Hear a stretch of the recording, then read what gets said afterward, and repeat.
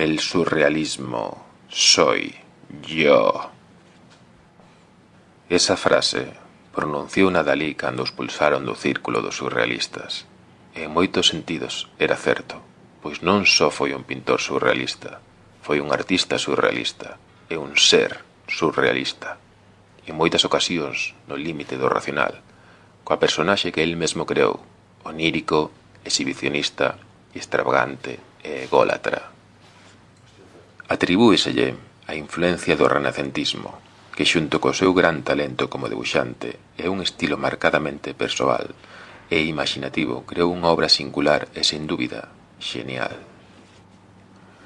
A relación de Dalí coa Iglesia baseouse na búsqueda do poder e grazas á mesma púidose casar coa súa amada musa, Gala, xa divorciada de Paul Eluard tras unha audiencia con Xoán XXIII.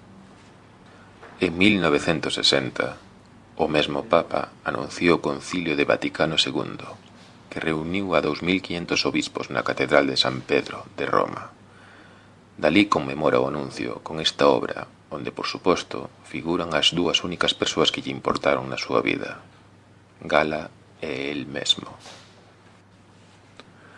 Tal era o amor que sentía por Gala, que cando esta morreu en 1982, Dalí botou 2 anos encerrado no castelo de Púbol, xunto ás dúas criptas preparadas para xacer xuntos toda a eternidade. Algo que nunca ocorreu.